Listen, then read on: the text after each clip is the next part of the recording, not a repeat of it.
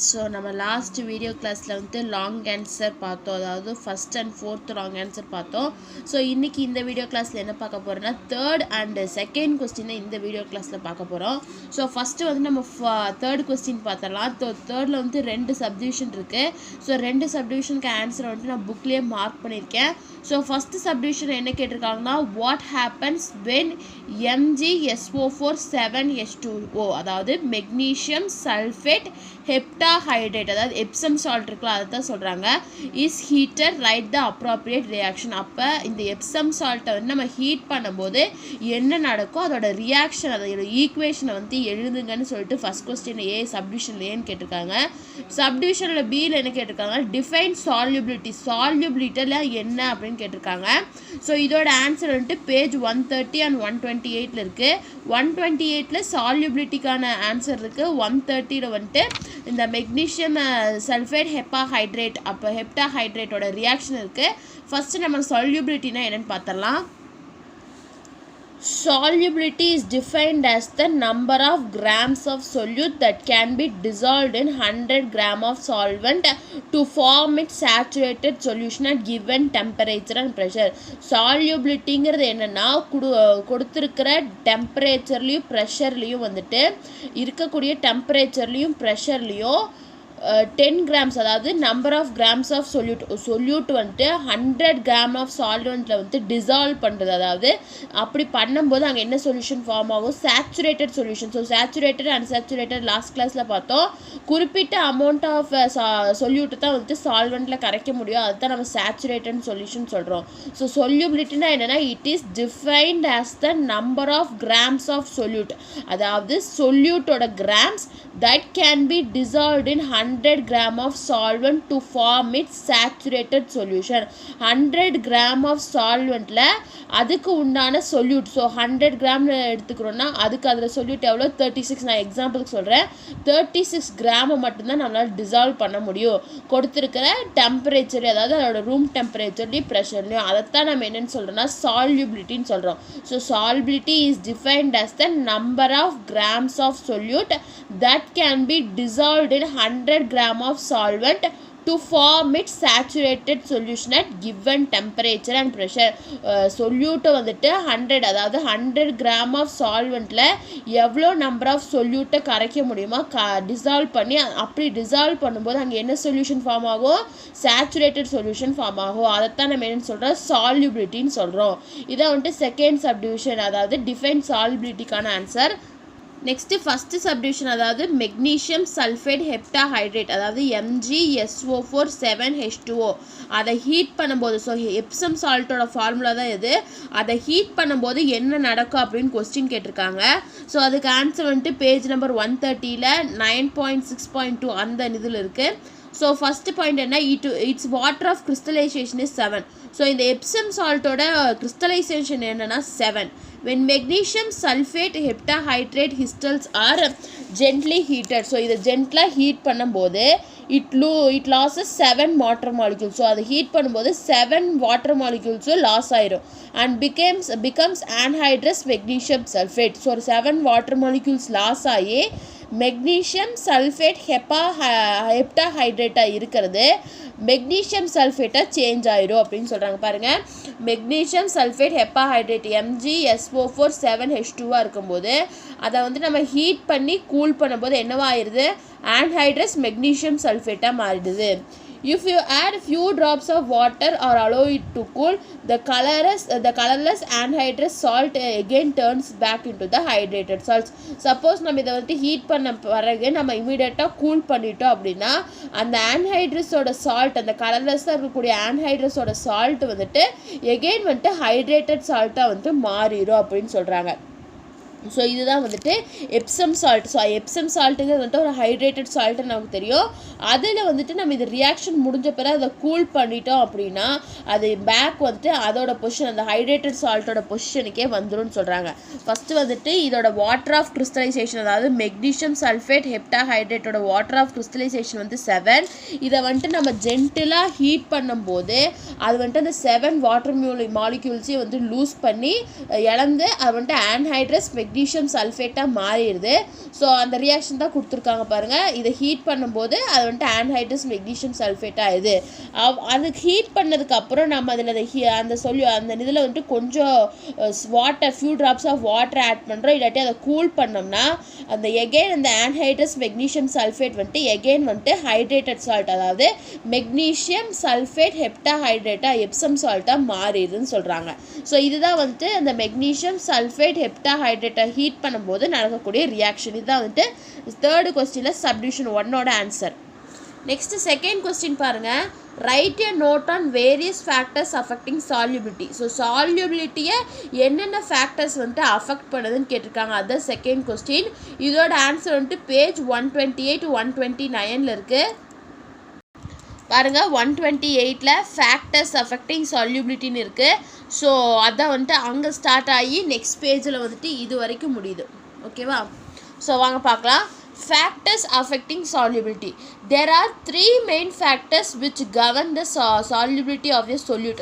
ஒரு solubilityயோட solute வந்துட்டு இந்த 3 ஃபேக்டர்ஸ் வந்து தீர்மானிக்குது. They are nature of the solute and solvent. solute and solventோட nature, temperature, pressure. So இந்த தான் வந்துட்டு இந்த 3 ஃபேக்டர்ஸ் தான் solubility வந்துட்டு அஃபெக்ட் பண்ணுது. ஃபர்ஸ்ட் வந்து nature of the solute and solvent, second one is temperature, third one is pressure. First one பார்க்கலாம். Nature of the solute and the solvent. The nature of the solute and solvent plays an important role in solubility. ஒரு சொல்யூபிலிட்டியில் வந்துட்டு அந்த solute and சால்வெண்ட்டோட நேச்சரோட இது வந்துட்டு ரொம்பவே important. Although water dissolves an enormous variety of substance, both ionic and covalent, it does not dissolve everything. Water வந்துட்டு எல்லா substance, அதாவது எனார்மஸ் வெரைட்டியை வந்துட்டு டிசால்வ் பண்ணினாலோ ஆனால் வந்து அந்த வாட்டர் வந்துட்டு எல்லாத்தையும் டிசால்வ் பண்ணிட முடியாது. இப்போ சப்போஸ் நம்ம வாட்டரில் கொண்டு போயிட்டு ஆயிலிவோ ஃபேட்டிவோ நம்ம ஃபேட்டை உள்ளே ஊற்றணும்னு வைங்க, அது டிசால்வ் ஆயிருமா வாட்டர்லனோ? செவரல் டைப்ஸ் ஆஃப் இது மட்டும்தான் இந்த வாட்டர்னால் வந்து டிசால்வ் பண்ண முடியும். The phrase that the scientists often use when predicting solubility is like dissolve likes. So the expansion, this expression means that dissolving occurs when similarities exist between the solvent and the solute. அதாவது வந்து scientist வந்து என்னென்ன express பண்ணுறாங்கன்னா like dissolves like, அதாவது ஒரே மாதிரி expression. இதோட இந்த மீனிங், இந்த வேர்டுக்கு இந்த எக்ஸ்பிரஷனோட மீனிங் என்னென்னா dissolving occurs. எப்போ டிசால்வ் ஆகுனா when similarities exist between the solvent and the solute. ஒரு சால்வெண்ட்டுக்கும் சொல்யூட்டுக்கும் சிமிலாரிட்டி இருந்தால் தான் அந்த இடத்துல வந்துட்டு அது டிசால்வ் ஆகும். For example, common salt is a polar compound and dissolves readily in a polar solvent water. So polar compound வந்துட்டு polar solvent dissolve ஆகும். non-polar compound வந்து non-polar substance தான் வந்து liquidல தான் வந்து dissolve ஆகும். உங்களுக்கு எல்லாத்துக்கும் தெரிஞ்சிருக்கும். ஸோ காமன் சால்ட் வந்துட்டு ஒரு polar solvent, அது வந்துட்டு வாட்டரில் வந்து dissolve ஆகும். ஏன்னா வந்துட்டு வாட்டர் ஒரு polar solvent தான். non-polar components are soluble in non-polar solvents. So non-polar components வந்துட்டு non-polar solventல தான் வந்துட்டு soluble ஆகும், அதாவது dissolve ஆகும். For example, fat dissolved in either. நான் சொன்னேன் ஃபேட் வந்துட்டு வாட்டரில் டிசால்வ் ஆகாது. ஏன்னா ஃபேட் வந்துட்டு non-polar solvent, வாட்டர் வந்துட்டு polar solvent. But non-polar components do not dissolve in polar solvents. Polar components do not dissolve in non-polar solvents. அதாவது polar components வந்துட்டு non-polar solvent dissolve ஆகாது, non-polar components வந்து polar solvent dissolve ஆகாது அப்படின்னு சொல்கிறாங்க. So இதுதான் வந்துட்டு nature of the solute and the சால்வெண்ட்டோட நேச்சர்னால இந்த சால்யூபிலிட்டி எப்படி அஃபெக்ட் ஆகுது. Next effect of temperature. டெம்பரேச்சரோட எஃபெக்ட் என்ன? Solubility of solids in liquid. So சாலிடில் லிக்விட் எப்படி வந்து soluble ஆகுனா, generally solubility of solid stored in liquid solvent increases with increase in temperature.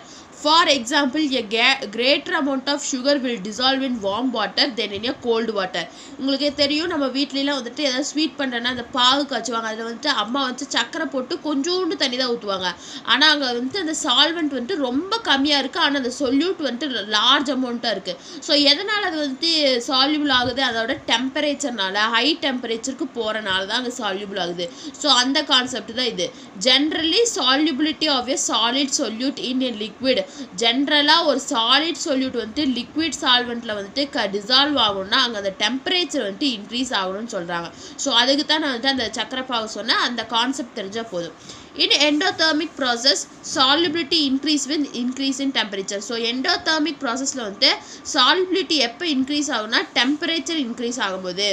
In exothermic process, solubility decrease with increase in temperature.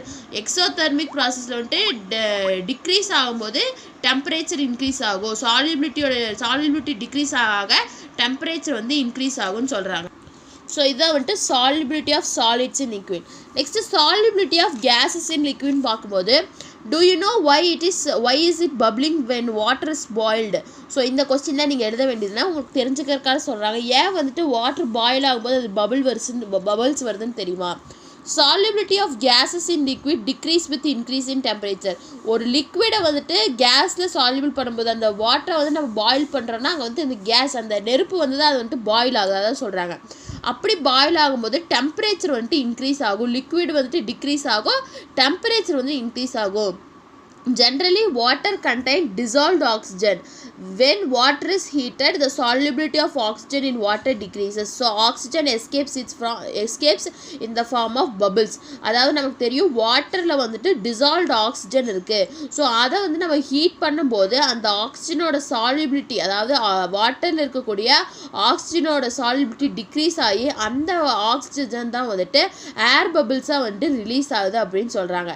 So இது வந்துட்டு ஒரு கொஸ்டினில் பார்த்தோம்ல, aquatic animals live more in cold regions because more amount of dissolved oxygen is present in the water of cold regions. So cold regionsல தான் வந்துட்டு ஆக்சிஜனோட dissolve வந்துட்டு வாட்டரில் இருக்கக்கூடிய ஆக்சிஜனோட டிசால்வ்மெண்ட் வந்துட்டு அதிகமாக இருக்கும். அதனால தான் வந்துட்டு அக்வாட்டிக் அனிமல்ஸ்லாம் வந்துட்டு இந்த this shows that the solubility of oxygen in water is more at low temperature. So ஆக்சிஜனோட solubility வாட்டரில் எங்கே இருக்கும், லோ டெம்பரேச்சரில் இருக்கும். ஸோ அதனால தான் அக்வாட்டிக் அனிமல்ஸ் வந்துட்டு அங்கே லிவ் பண்ணுறதுக்கு வந்து ப்ரிஃபர் பண்ணுது அப்படின்னு சொல்கிறாங்க. ஸோ இதான் வந்துட்டு effect of temperature. Next effect of ப்ரெஷர்னு பார்க்கும்போது effect of pressure is observed only in the case of solubility of gas in liquid. So effect of temperature எங்கே அப்சர்வ் பண்ணலாம்னா solubility of gas in liquid. When pressure is increased, the solubility of a gas in a liquid is increased. Pressure increase ஆக the solubility of gas in liquid வந்து increase ஆகும். The common examples for solubility of gas in liquids are carbonated beverages. அதாவது நம்ம குடிக்கக்கூடிய juices, அது வந்து liquid இருக்குது ஆனால் அதுக்குள்ளே கேஸ் இருக்குது. நம்ம அந்த மிரண்டாவையோ ஃபேண்டாவையோ கொக்கோகோலாவையோ ஓப்பன் பண்ணும்போது பார்த்தீங்கன்னா கேஸ் வெளியே வருது. அது ஒன்றும் இல்லை, கார்பனேட், அந்த கார்பன் டை ஆக்சைடு தான் வரும், அந்த கேஸ் வெளியே வருது. ஸோ அதுதான் வந்துட்டு இந்த எஃபெக்ட் ஆஃப் ப்ரெஷருக்கு வந்துட்டு ரொம்ப எக்ஸாம்பிளாக சொல்லியிருக்காங்க. Example soft drinks, house hold cleaners containing aqueous solution of ammonia, formalin aqueous solution of formaldehyde அப்படி சொல்லியிருக்காங்க. ஸோ இதையெல்லாம் நம்ம ஓப்பன் பண்ணும்போது அந்த பபிள்ஸாக வரும்ல, ஸோ அங்கே வந்துட்டு அந்த கேஸ் இருக்கும், அந்த லிக்விடில் வந்து கேஷியஸ் காம்பவுண்ட் இருக்கும். ஸோ அதை தொடக்கும் போது அந்த ப்ரெஷர் வந்து இன்க்ரீஸ் ஆகி நமக்கு வந்து அந்த கேஸ் வந்து வெளியே வருதுன்னு சொல்கிறாங்க. ஸோ இதான் வந்துட்டு effect of pressure. So factors affecting சால்யூபிலிட்டியில் வந்து 3 ஃபேக்டர்ஸ் இருக்குது. Nature of the solute and solvent, temperature, pressure. So எல்லாத்தையுமே பார்த்துட்டோம். உங்களுக்கு ஏதாச்சும் டவுட் இருந்தால் இந்த வீடியோ கிளாஸில் நம்ம 2 கொஸ்டின் பார்த்துருக்கோம். ஸோ உங்களுக்கு ஏதாச்சும் டவுட் இருந்தால் கமெண்ட் பண்ணுங்கள். வீடியோ கிளாஸ் பிடிச்சிருந்தால் லைக் பண்ணுங்கள், ஷேர் பண்ணுங்கள், சப்ஸ்கிரைப் பண்ணுங்கள். தேங்க்யூ.